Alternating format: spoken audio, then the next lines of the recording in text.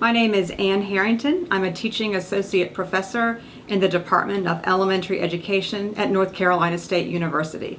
As a former elementary school classroom teacher, reading specialist, and ESL teacher, I'm here today to talk about supports and resources that we can provide our English learners as they engage in inquiry-driven disciplinary literacy studies. To help us remember those resources, I'm going to share the acronym of a biome. In addition to providing you with these ideas, we have for you a list of references and resources that you can use to further your information on these topics. So let's begin. We'll start with the B. The B stands for bridge.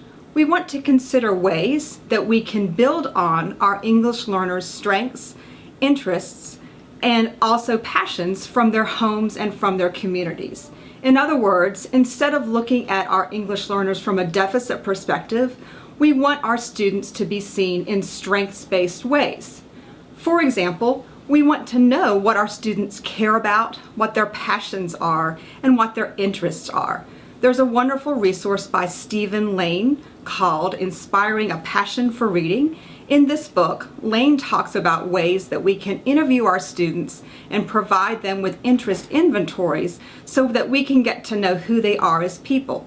Also, I'd love for you to look at the work of Louis Malle. He talks a lot about what we call funds of knowledge, ways that we can capitalize on students' interests and passions from their homes and communities and learn and use this information to build on our work in the classroom. Second, let's look at the I. I stands for input. We want to consider ways to make sure that our input is comprehensible to our English learners. We have to consider the complex syntactical patterns as well as the complex academic vocabulary that we're using in our instruction.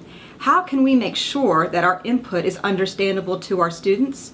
A wonderful resource in this area is SIOP, Sheltered Instruction Observational Protocol. This resource provides us with many ways that we can make sure our students are understanding the important content that we want them to learn. Third, let's look at the O, output.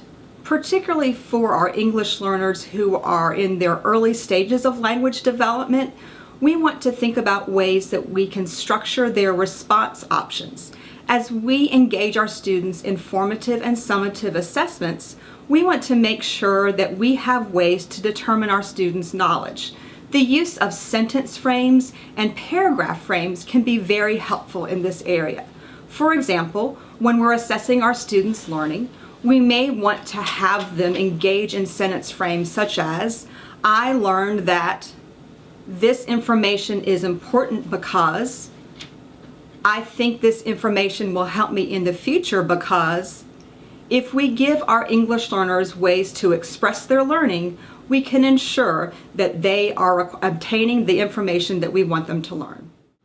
If we use these sentence and paragraph frames, we can ensure that we are assessing our English learners in meaningful ways. Fourth, let's consider the M of the biome. We want to make sure that our English learners are experiencing a myriad of language-based as well as experiential learning opportunities. It's not okay for any student to be taught in just one way. We particularly want to make sure that we're teaching our English learners in a variety of ways. Two great resources to help us with this are 99 Ideas and Activities for English Learners and 99 More Ideas and Activities for English Language Learners. These resources provide us as teachers with lots of ways that we can teach content to English learners in creative, engaging ways to make sure that they are learning optimally. Finally, let's consider the E of biome, empowerment. With empowerment, we have to make sure that our English learners know that they are a vital part of our classroom communities. They belong, they are important, and they are valued. I love the resource of the morning meeting or the afternoon meeting in this area. This work is done by the Responsive Classroom. In this way, every single day, students have an opportunity to share with us the important news of their own lives, and they are able to express what's important to them. Thank you so much for giving me this opportunity to talk with you today. I hope that you found these starting points to be helpful.